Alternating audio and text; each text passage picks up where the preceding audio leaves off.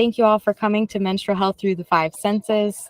Today's session is going to be about smell, and this class is an art-based approach to learning body literacy, so a little bit different of a take on how to approach these scientific topics.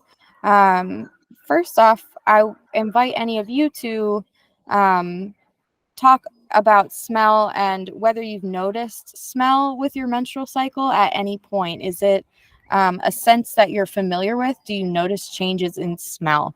I'm just curious if that has been anyone else's experience. So I just wanted to open up with that. I definitely notice a more irony smell as menstruation approaches. Interestingly, like my partner always says he can tell when I'm ovulating by the smell, but like I don't notice that smell myself. But definitely around menstruation and then during, it's the most obvious for me. Yeah, absolutely. Certainly the changes, I think, both to the immune environment during menstruation, and also obviously the blood changing the environment of the vaginal canal and the vulva, and we'll talk about that a little bit more in a moment. But I definitely noticed that as well, the metallic sort of change in smell, definitely. Yes, Blaine. I also wanted to add, I noticed like my heightened sense of smell, my sensitivity to smell during definitely the early days of my bleed. And then like as that dissipates, it kind of returns back to what I guess is like my normal sense of smell. But it's interesting.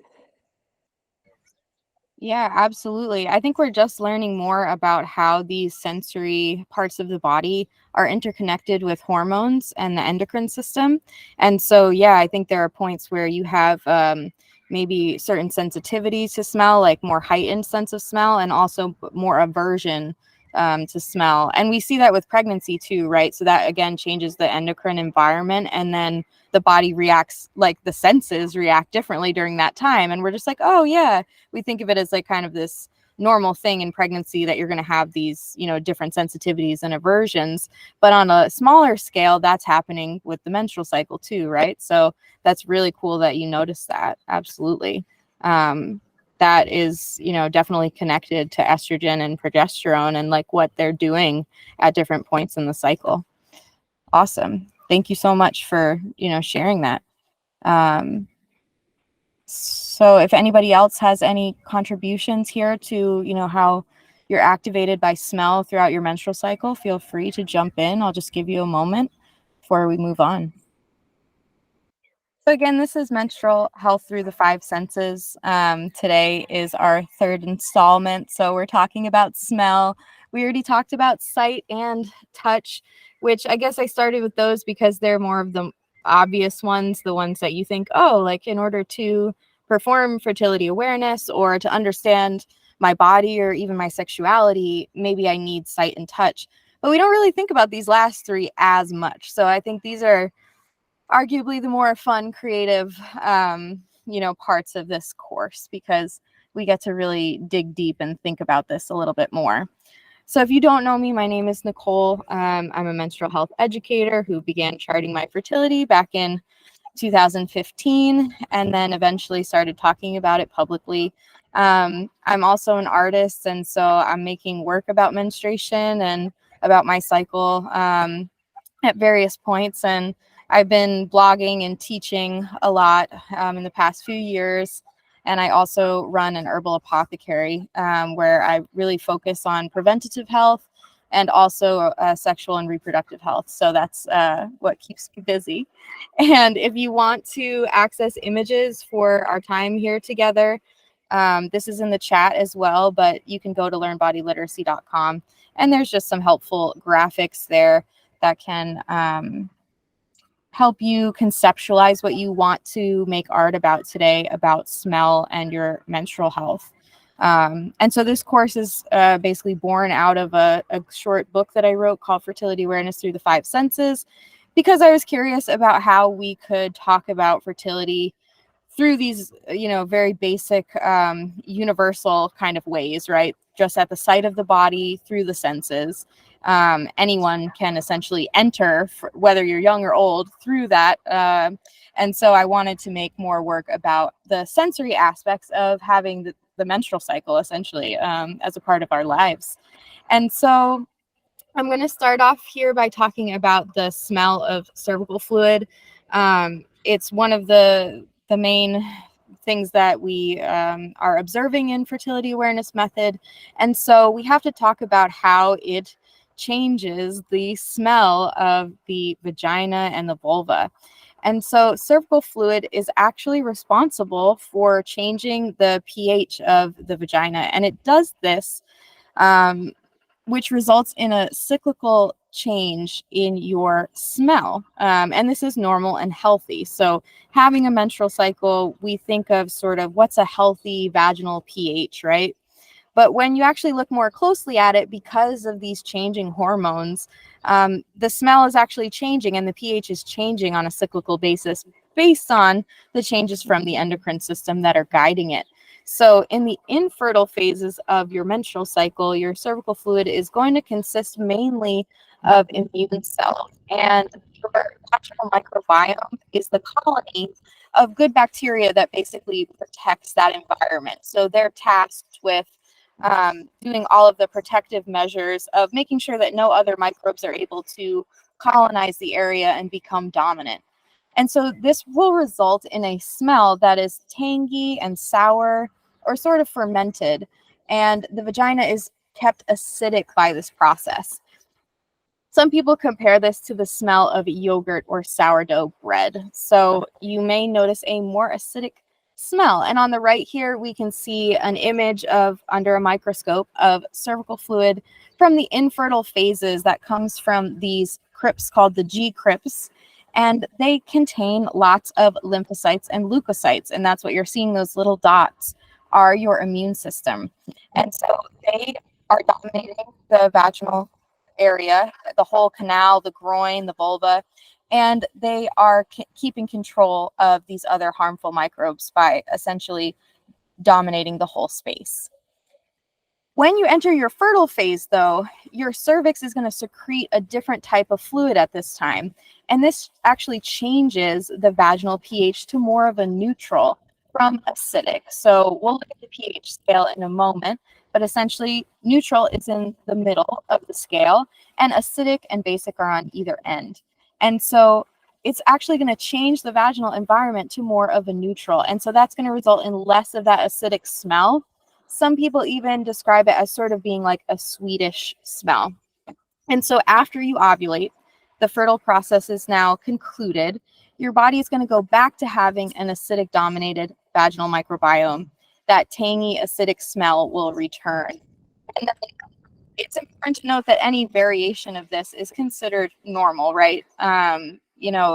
We're looking at this as a secondary sign, not as a primary one. And so most sex education is mostly going to teach about abnormal types of fluid or smell. Whenever smell is brought up when we're talking about vaginas, it's usually in a negative connotation, right? We don't have any other context to talk about it other than what is not normal, right? So we're taught that there's, signs of a vaginal infection are going to cause this fishy or rotten odor. And that could be caused from various infections like bacterial vaginosis, candida, sexually transmitted infections. And so you need to treat the infection in order to get your microbiome to recover and get back to normal. And so here on the right, you can also see these are two other types of more fertile fluids that we're going to see during the fertile window. And so these fluids are going to have more of a neutral pH. And we'll see why in just a moment. And the reason has to do with fertility. So your menstrual cycle is happening on this wheel that we see here. We're starting at 12 o'clock, showing the menstrual phase as the first phase of the cycle.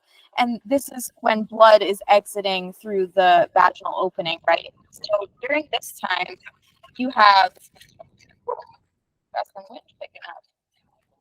During this time, you have more of a neutral pH because blood itself is a neutral pH. So you'll sort of start off your cycle for that, the beginning of that cycle with a neutral pH. And then it's going to switch to acidic as you phase out of the bleeding and you go into having your basic infertile pattern before you've started your fertile window. When you enter the fertile window, your cervical fluid is going to change at that time. So we see again that we're changing to more of a neutral pH. And this is because it's going to match the pH of semen. So ejaculate is going to have a similar pH of 7, sometimes even closer to 8 pH, which starts to become basic, so more than neutral, which is somewhere in the middle. And so basically our bodies are switching temporarily to a more neutral environment in order to encourage sperm survival during the fertile phase. And then after, in the luteal phase, you see the return to the acidic environment. So we see that on this wheel here.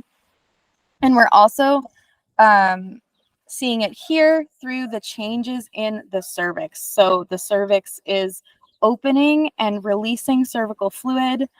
During that time is where you're going to smell the changes, quite literally. So there will be sometimes an obvious scent that you will be able to smell easily, or you'll be able to smell on toilet tissue.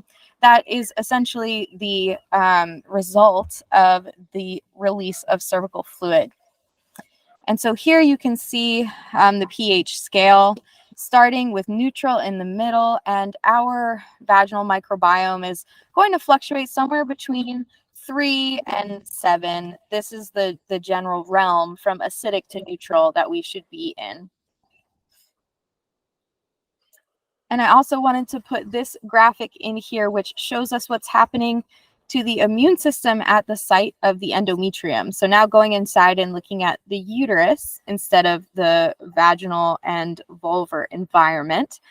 And we can see here that many different types of immune cells are switching out and changing depending on the changing hormones of the menstrual cycle. So we can see that at every layer, basically the body is constantly regulating through the endocrine system, all these other bodily systems, and even measuring out different types of immune cells and different types of calling upon different types of microbes at different points in the cycle. And I briefly wanted to also touch on vaginal microbiome issues. So the microbiome can be dysregulated from several different factors and health conditions. I'm sure you might be familiar with some of these, like the use of antibiotics or your diet, sometimes clothing or personal care products, as well as douching or sexual activity, even sexual partners, and as well as other types of health conditions can all affect your vaginal and your gut microbiome for that matter. And so with bacterial vaginosis, the microbiome of your vaginal canal becomes dominated by more diverse protein-eating bacteria. About 24 species were found in the study that we're looking at here. And so this is in contrast to just a couple species of sugar-eating lactobacilli that are in a healthy microbiome. So mainly we just want the area to be dominated by lactobacilli, and we don't actually want it to be super diverse. When it gets diverse is actually when you have BV or other types of microbiome dysregulation. So it's a little bit counterintuitive. Most people think like we want it to be super diverse, but in this case, we actually want it to be dominated by just a few specific species. And I also wanted to point out that the fishy smell that people associate with vaginal microbiome issues is called an amine odor. And that means that the odor is from the metabolizing of amino acids, which are the building blocks of proteins. So it's interesting here. You can see that the healthy microbiome has sugar-eating lactobacilli. They eat sugar and then they poop out lactic acid. And that acid is what acidifies the vagina and keeps it healthy, keeps the pH where it should be regulated. But when you have the bacterial vaginosis, the result of the fishy smell is actually that these types of diverse microbiome are eating protein instead of sugar. And so that is what, when they break down the protein, that is why you smell that smell. It's actually amino acids that you're smelling. Very strange. And so some of these diverse bacteria are also found in the same people's mouth and rectum. So they're not sure if they're acquired from sex or through partners, or if there's some other mechanism that's causing these diverse species to migrate to the vaginal environment that should be ideally dominated by lactobacilli only. And so you can see that here in the columns. Red is indicating that women with BV are present. So the green is indicating that they do not have BV. And then on the right, where you see the taxonomic composition column, you'll see that those who have the lactobacilli, they're mostly down at the bottom. They have pretty much only these strains of lactobacilli. They don't have a huge diversity of microbes in their vaginal environment. But those who have BV, you can see that there's lots of different species that are in each person's. So that's just a really cool study. Definitely take a deeper look at that later on. It's a very interesting graphic, and also like kind of cool in terms of artistically. Like I could see that as like a rug, or I don't know. Do you understand where I'm going with this? Like maybe there's other applications for this research. Okay. I hope everyone is with me so far. Thanks for chiming in chat as well. It's appreciated. So now I'm going to talk about the smell of menstrual blood, which Jamie touched on right at the beginning here, which is that healthy menstrual blood will smell metallic, and this is due to the iron content of your menstrual blood. And it may also smell slightly acidic due to that presence of healthy bacteria that's still going to be there. So similar to cervical fluid, if you smell rotten or fishy menstrual blood, this would be another sign of infection, and it should be treated. So we can, smell our fluids throughout the menstrual cycle to measure our health. And I also wanted to touch on the smell of body odor and pheromones. This is also just a really interesting part of research about reproduction and sexuality and the hormones. So I'm always fascinated, and I'm curious if you all have any input on this as well. So our hormones at high fertility make us smell sexier, and that is usually to possible sexual partners. And it also includes body odor and the smell of our genitals. And actually, the vulva itself has many scent-producing glands, just as many as the armpit. So it makes you wonder like why that is, right? And levels of sex and stress hormones are both heightened after smelling someone's body when they're currently fertile. So there's been some really interesting research about how the body reacts on, more of a subconscious level to the fertility window and the rapid changes that are occurring during this short window. And so small studies have shown that you have your own heightened sense of smell during your fertile window as well. So you're considered significantly more sensitive to the smell of musk and the 2 testosterone metabolites during the fertile window. And so this heightened sense is important to the process of attraction. And obviously the point is to encourage reproduction. At least we think so. It could also be for bonding or other things, that I feel like that is still, it remains to be said exactly why, but we definitely know that there are changes that come to the senses when you have high estrogen. Estrogen seems to make the body do things differently, and progesterone in a different way. And so each phase of the cycle seems to be correlated, with these deeper evolutionary mechanisms that we're still trying to figure out what they're for exactly. And so after the fertility window concludes, you're going to become less sensitive to these scents. And generally, the sharper your senses are, the better your ability to assess potential partners, which may be why our bodies evolved with these cyclical changes. And so these are just a few ways that we use smell to observe the menstrual cycle. Of course, smelling the cervical fluid and vaginal fluids, smelling your menstrual blood. These are two obvious ways that you can use smell to understand the cycle. But you also have smell affecting intuitive eating. We talked about this, food aversions, things like that. You also have other people smelling you and you smelling other people. It changes how you react to them, and or are aroused by them. And then smell as a secondary fertility sign. So in terms of fertility awareness methods, you're using lots of different senses to categorize the fluids that you have, and you're making notes about them and talking about the consistency. And smell is not usually one that is taught, so I consider it a secondary sign, because at this point I do feel intuitively obvious smell changes. I haven't put those things to words, but you could easily categorize them, make 4 categories of smell, and then try to stick to that as you chart. And you could easily have a smell category that, watches how smell correlates with your other fertility signs, right? So it wouldn't be something that we'd rely on for contraception purposes, for instance, but it's still a fabulous secondary fertility sign to learn from. And so how can we explore our sense of smell to deepen body literacy? That is what I'm opening up to you all now. And I'm just checking back into chat. If I intuitively smell someone, does that mean my period is coming or their period is coming? See, this is very interesting. I'm not sure. It's a good question. Does anyone have any insight on this in terms of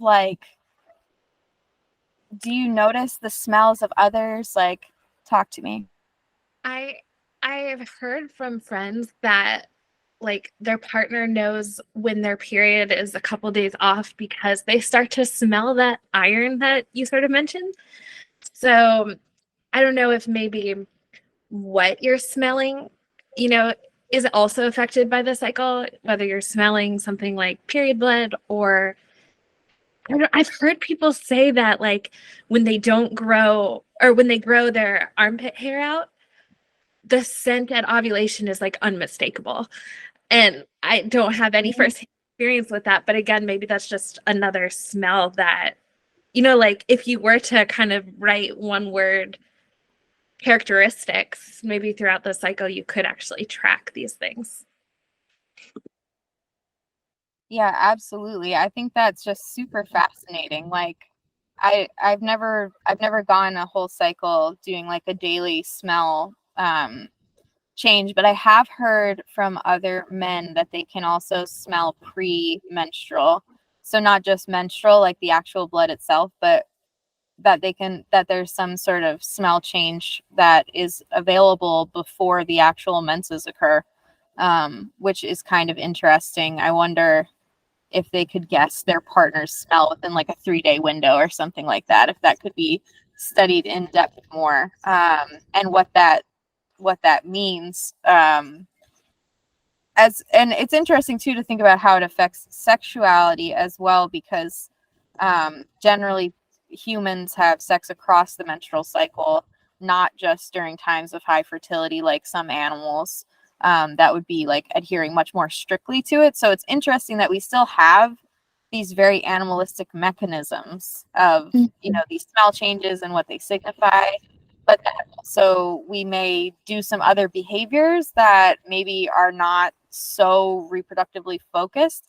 So it's contradictory to me. I'm still very curious about how it affects behavior, how much, is it's obviously not deterministic. So, is it this mix of sociology and biology all the time that we're dealing with? Yeah, it's pretty fascinating. Yeah, it definitely is. Because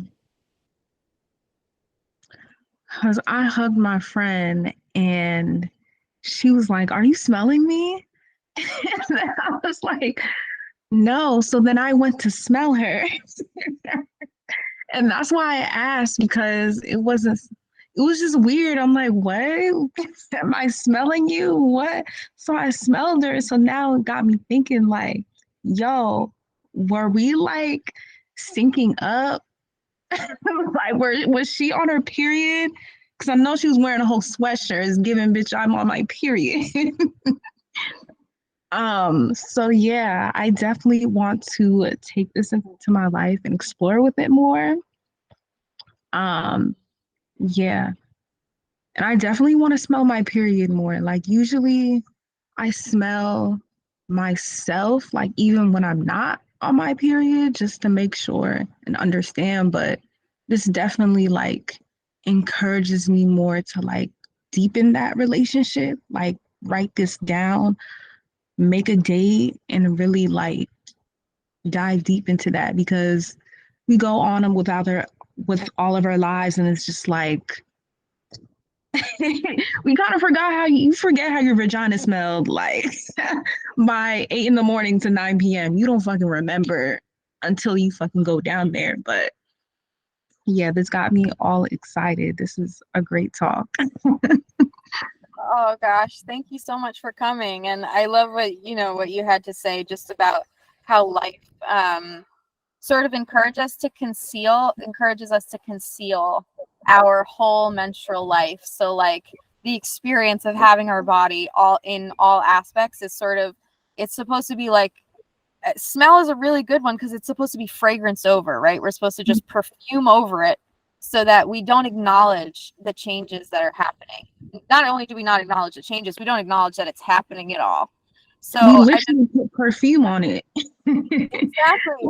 And fragrance products are, another sidebar to this that I didn't get into in the chat today, but like I'm very curious about fragrance products and if you've used them in the past and like if you've had a renaissance about fragrance. And I stay away from fragrance now and I teach other people to mostly stay away from, fragrances, especially ones that are going inside the vaginal mucosa. So that has all been marketed to us, so that's why we think of things this way and in sort of a concealing type of way. So I like the idea of just slowing down and paying attention to this sense specifically and seeing, how, your body goes through it in one single cycle of a day or one cycle of a menstrual cycle. And I think reclaiming our sense of smell is really interesting when we think about sort of breaking away from hormonal contraceptives as well, because of the studies that seem to show not only the partner of the person using hormonal contraceptives, but even the user themselves. Like there's something altered there with our detection of pheromones or what we're giving off.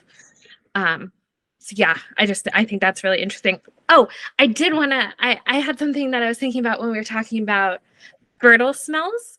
Apparently, there was a study that looked at like attractiveness of scent of fertile women, and the men distinguished between someone with high estrogen and someone with high estrogen that led to ovulation.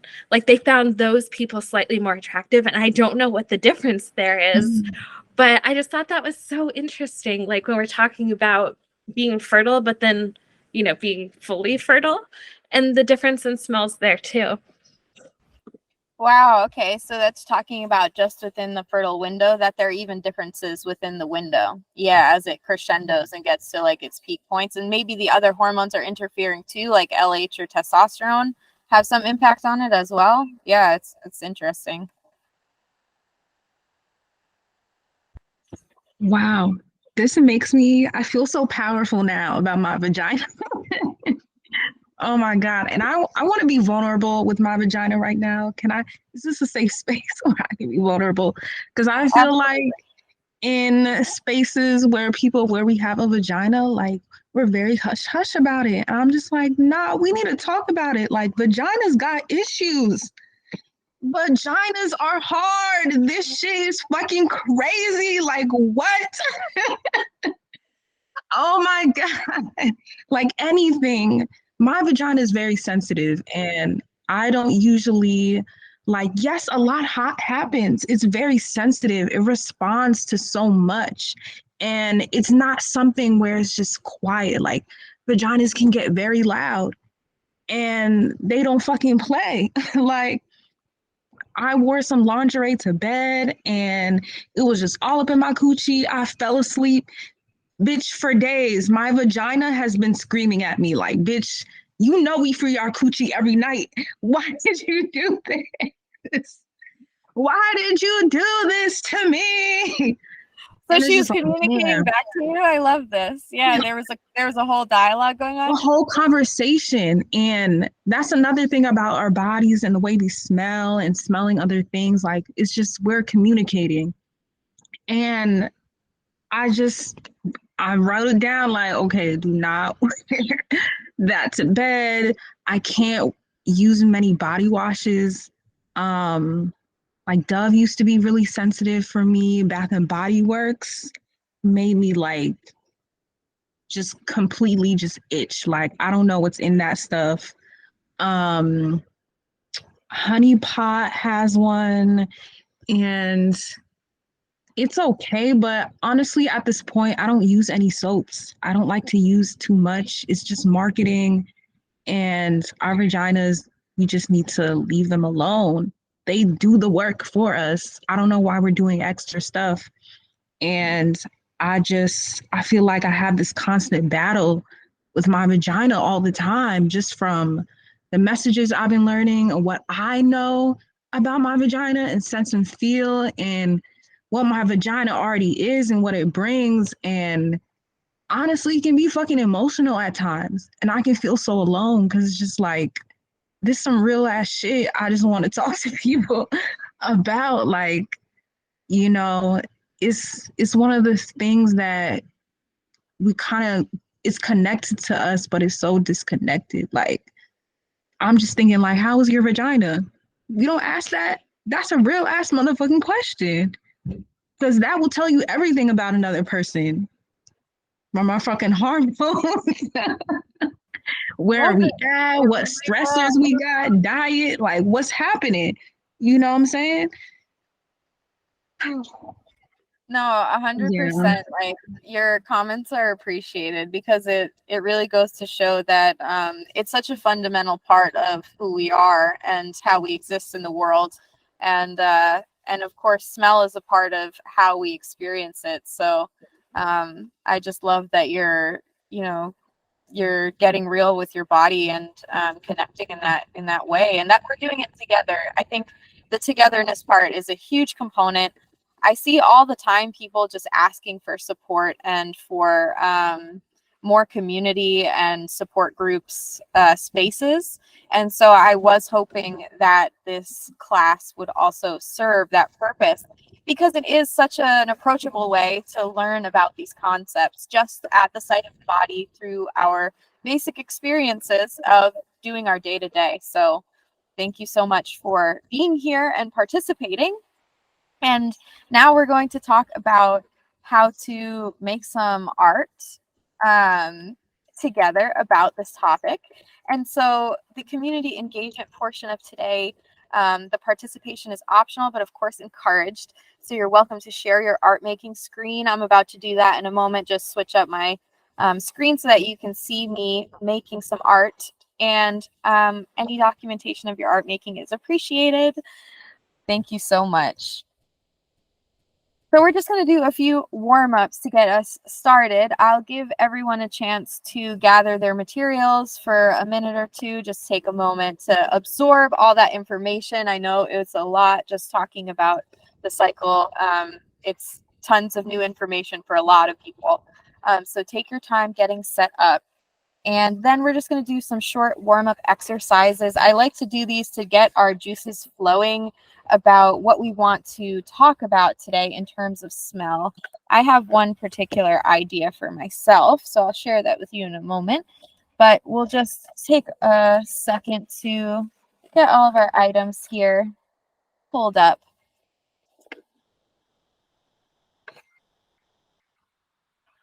And the last class was saved. I have not uploaded any of the past classes to YouTube yet. I just wanted to make sure that I edited them correctly. And then I will be uploading them. So I will send you all an email when they are uploaded to YouTube so that you can rewatch them at any time. Yes, of course. And thanks for chatting, everyone. You guys are the best.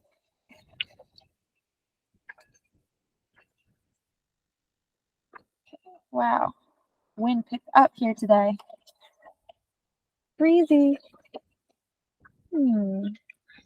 Okay, so we're going to just start with some basic sketch warm-ups. And I just want you to think about how you want to talk about the concept of smell in an artistic practice. This could be with pen and paper, it could be with paints, it could be with crayons, or any other materials that you want to work with. You can also work with 3D materials if you fancy.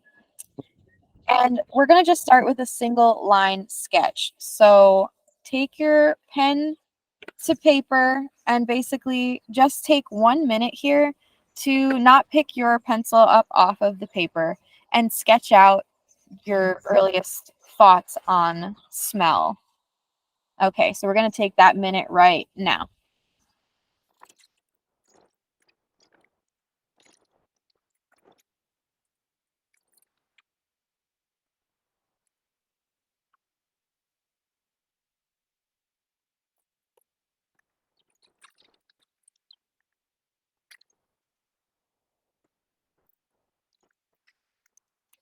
All right, everybody, we're at about a minute. So I'll just try and show you mine. It got windy fast.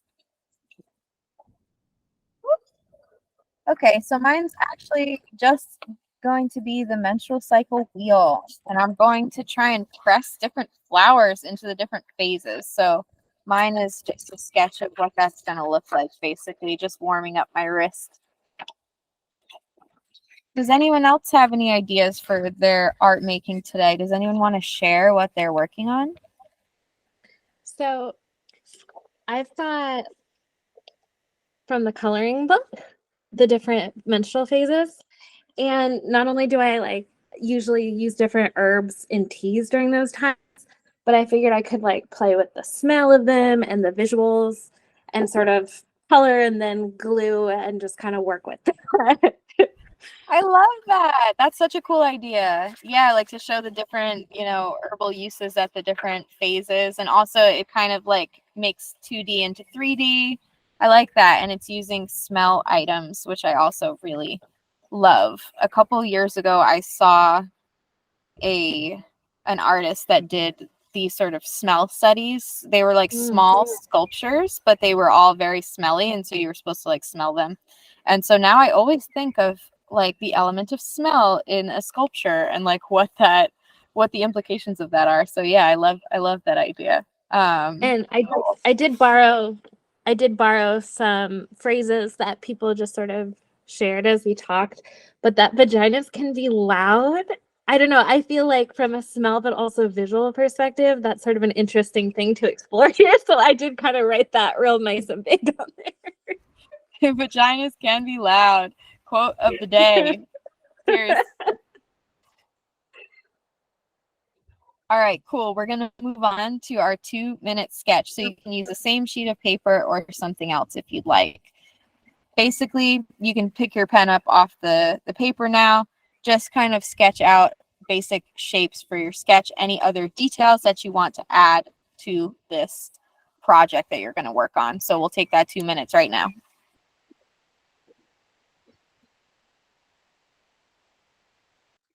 I missed some of it. What was the prompt? We're basically just warming up. So I just am having everyone sketch either a single line sketch or using basic shapes for your smell study. So you can basically make art about anything related to smell and the menstrual cycle that you would like, either 2D or 3D. You're welcome to use whatever medium you would like. Okay.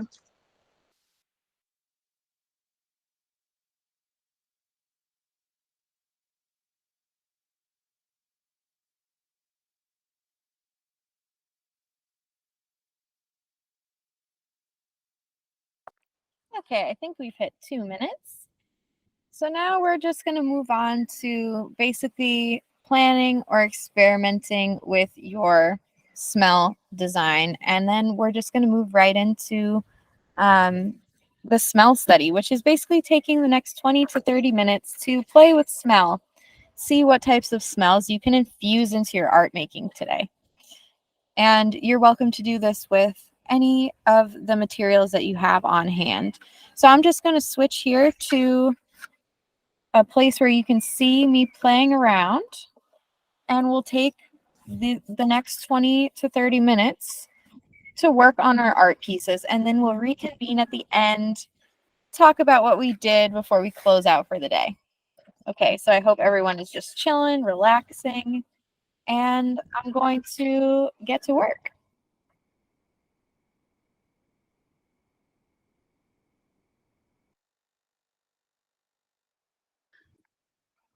So we just drawing for the next 30 minutes. Yes, exactly. We're just going to be working on our art pieces. Okay, cool.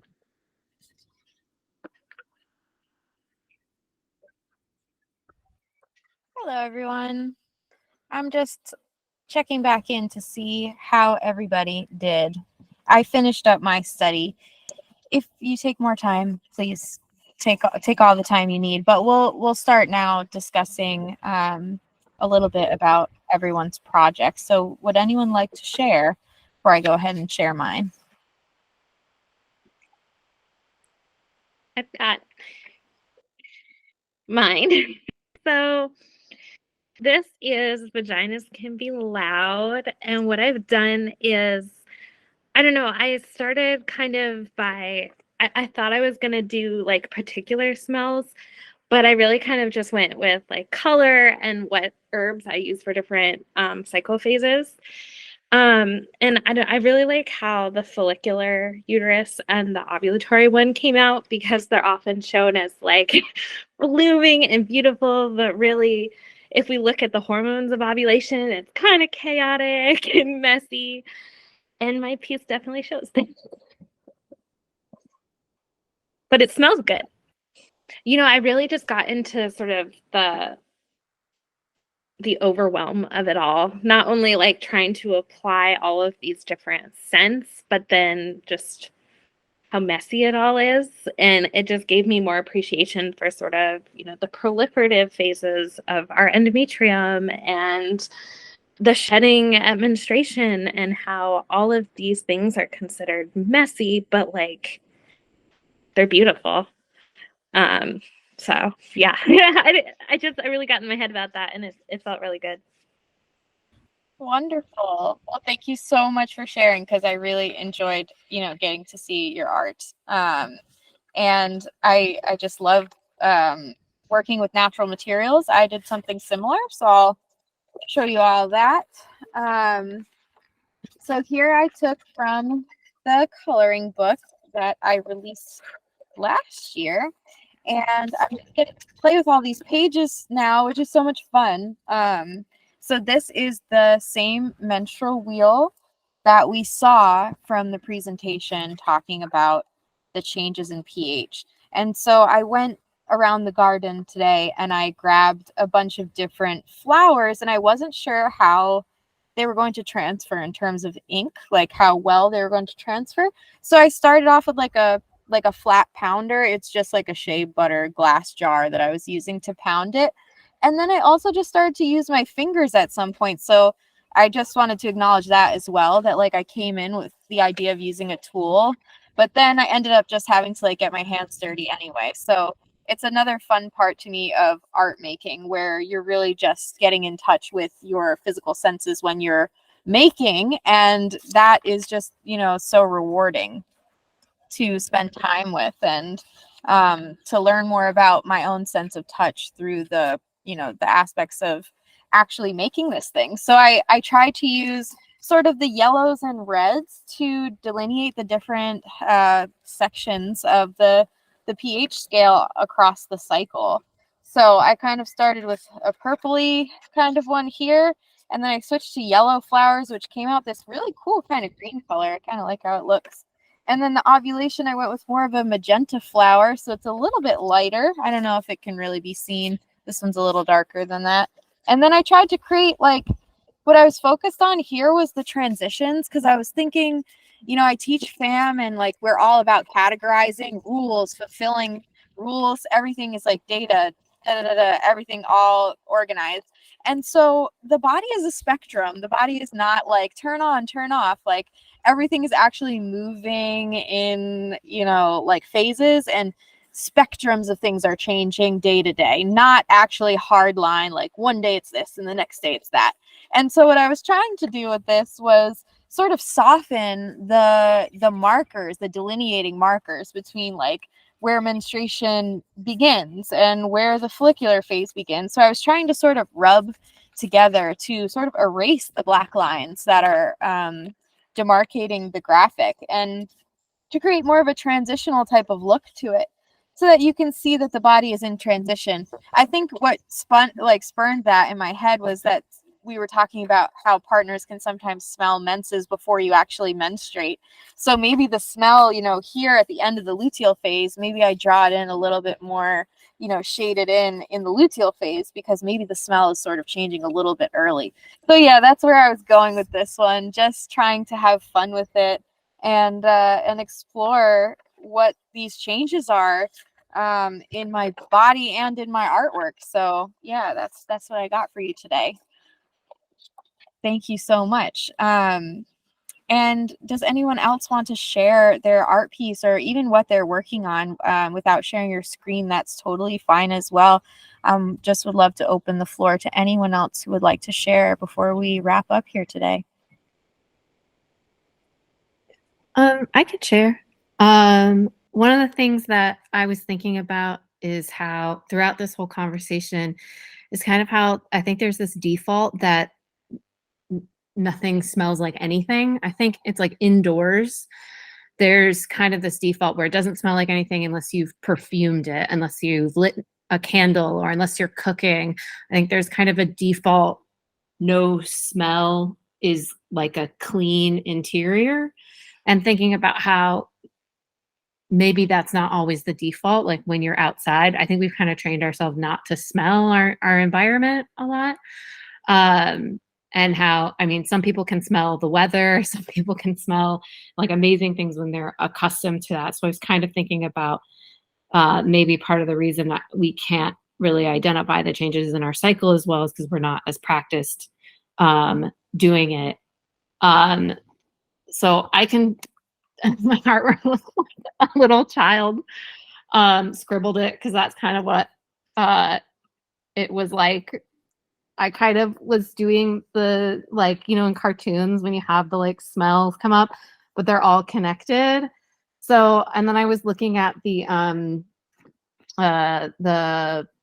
visual reader and remembered raspberries are associated with the menstrual phase. And I had I finally got my hands on some raspberry leaf tea for the first time for my menses, and I used it when I was having cramping, and it really helped. So I was kind of trying to illustrate the phases of the cycle with kind of like the smell lines, and then turning it into vines. Obviously, I did not finish because I haven't really gotten anything for the luteal or ovulation, but that's kind of where it was going with it. So, yeah. Awesome. Thank you, Natalie. That's such a cool one. See, I would have never thought to do that. That's why I asked, because just I find the way that our minds go and like how we process things is always going to be so different, even though we're all talking about the sense of smell. Wow, love that. Thank you so much.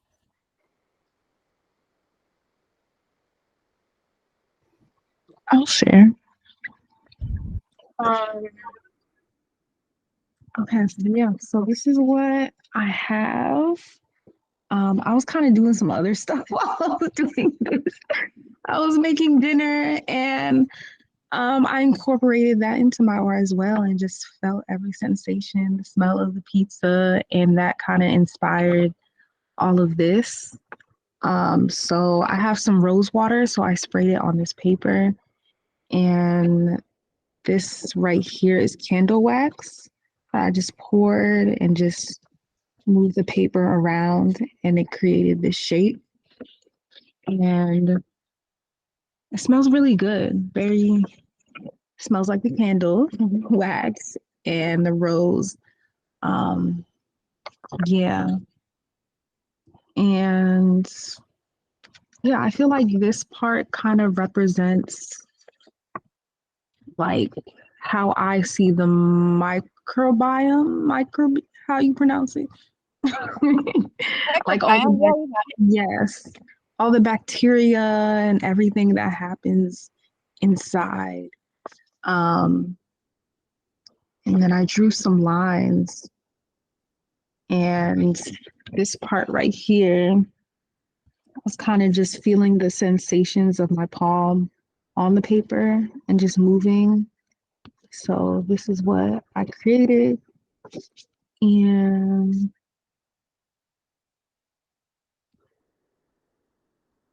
yeah, and then from the water, you could see some like the water stains here from the pen.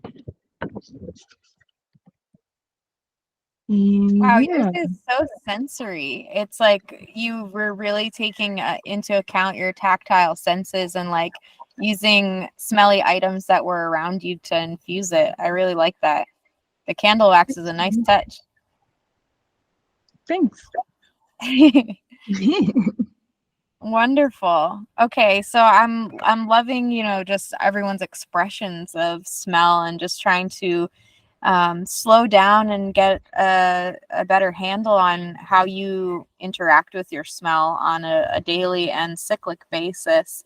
So I hope that, this class is able to be enriching for you to learn a little something about smell and how it interacts with the menstrual cycle, as well as how to practice using art to connect with your menstrual cycle. I think this is really a valuable skill to learn about because it helps with accessibility, teaching younger people, getting kids involved in just understanding their bodies earlier on through art making and just free expression. I think all of that is really moving in the right direction.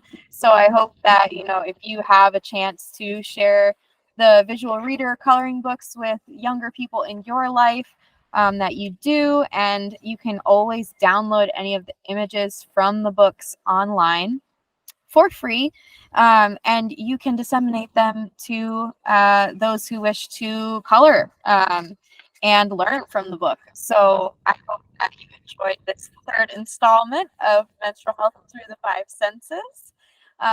It's been a pleasure having all of you in this class, and I will be back next week.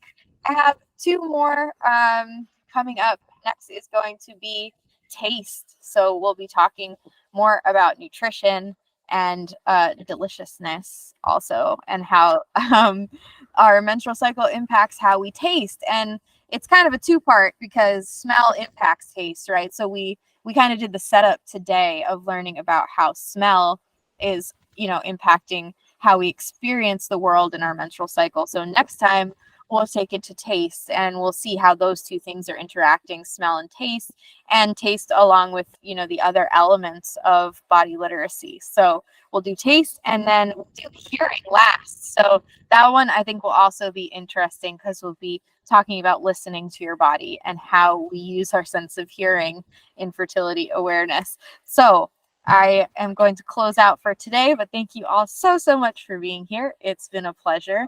I hope to see you again next week. Thank you. Thanks, guys. Thank you. Bye.